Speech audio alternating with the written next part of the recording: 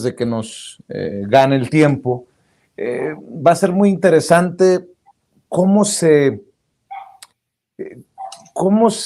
realizan operaciones cicatrices, se hacen los recuentos de los daños, que no fueron generalizados, pero que sí son importantes de llevar hasta las últimas consecuencias, porque ya estamos literal en este proceso rumbo al 2023. La maestra Delfina Gómez encabezaría precisamente, llevaría el estandarte de Morena, de la coalición Juntos Hacemos Historia, buscando convertirse en la gobernadora en el Estado de México, en donde, de acuerdo a las encuestas, Morena arrasaría o ganaría. Y así tiene que ser. Tiene que arrasar Morena, si no, ya tenemos también el precedente de las pasadas elecciones y cómo terminó Alfredo del Mazo como gobernador. Y rumbo al 2024, pues mencionaba estas encuestas de Encol que salieron para el día de hace 2 días, el 1 de agosto, querida Yasmín, en que apunta que a pesar de todo lo que le puedan decir y señalar en campañas al presidente Andrés Manuel López Obrador a nivel nacional, tiene el 72%, de acuerdo a Encol, la encuestadora Encol, el 72% de aprobación.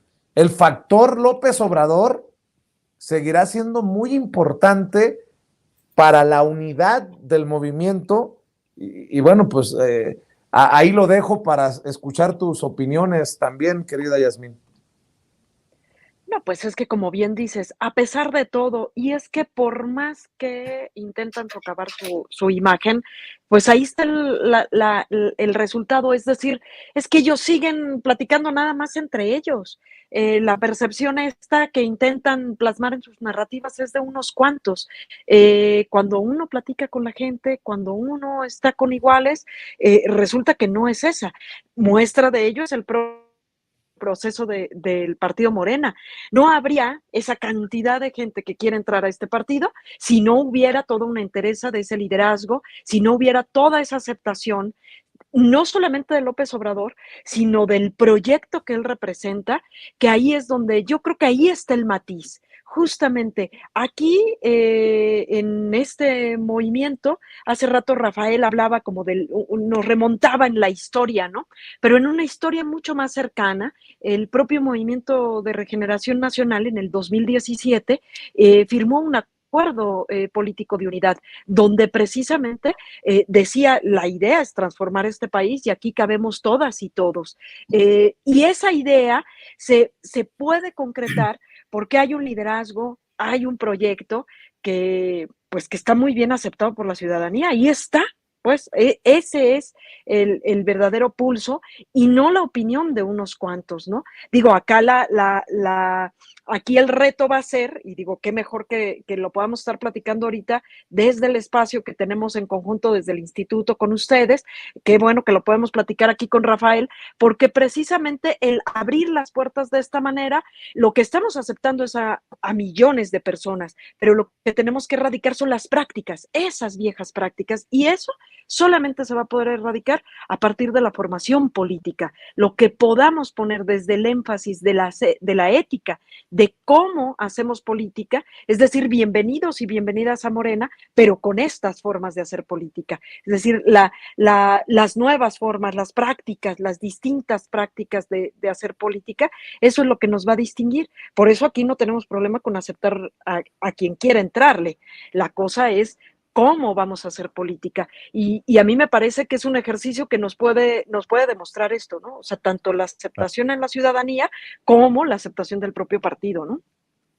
Y las bases que siempre deben de regir a la política: no mentir, no robar, no traicionar al pueblo, claro. Eso que quede claro. Pero qué interesante cómo lo pone Yasmín Ugalde, también entendiéndolo en el concepto que manejó el presidente Andrés Manuel López Obrador hace unos días en la mañanera, cuando hizo referencia precisamente al trabajo que realizan en el instituto, Rafa.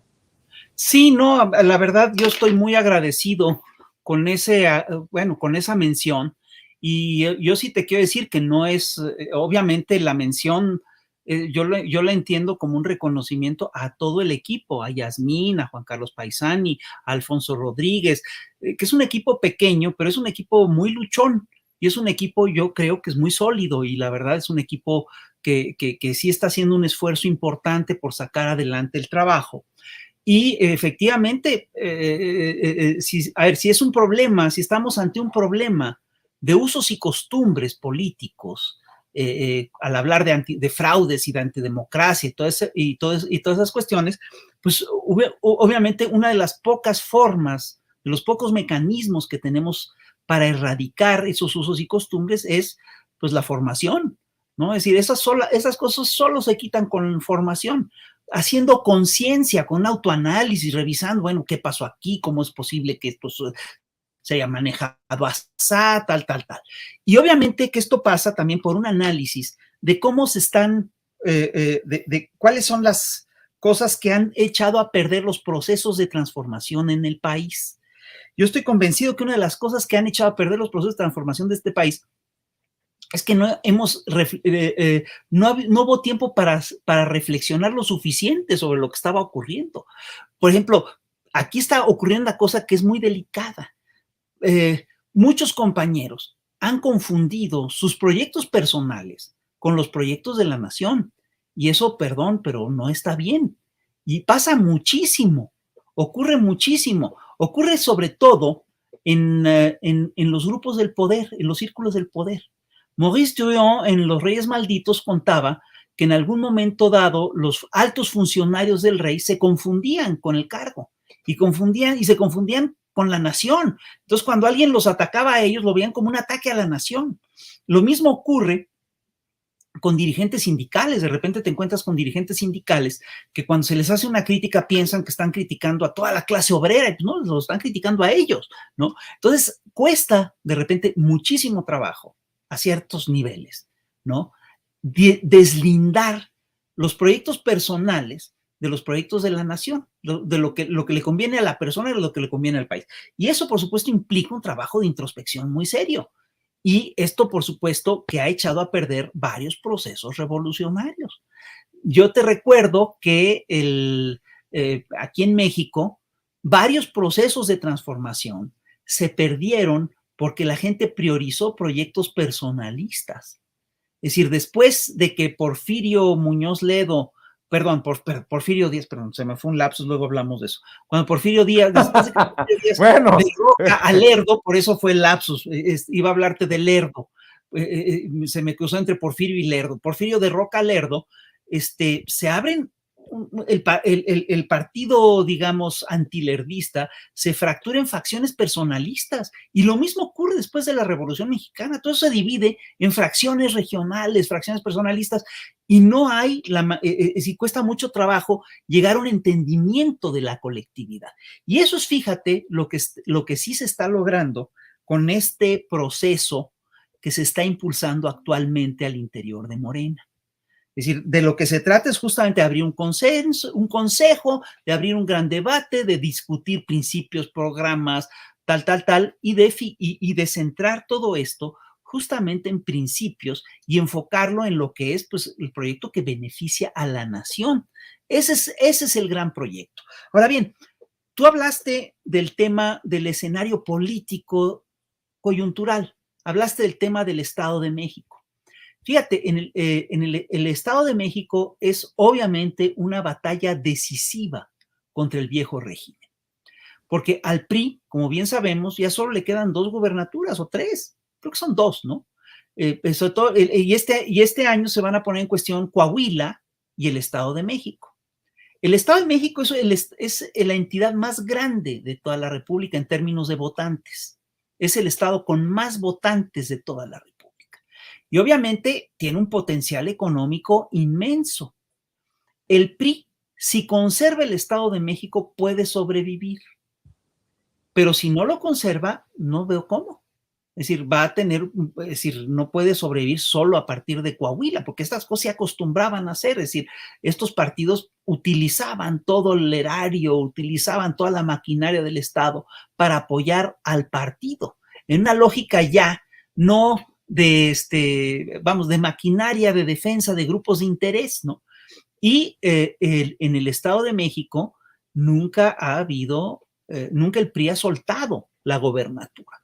Yo te quiero recordar que en las elecciones pasadas, Morena, se dio un fenómeno, digamos, atípico, porque Morena, con Delfín a la cabeza, ganó absolutamente todas las zonas urbanas con un muy buen margen.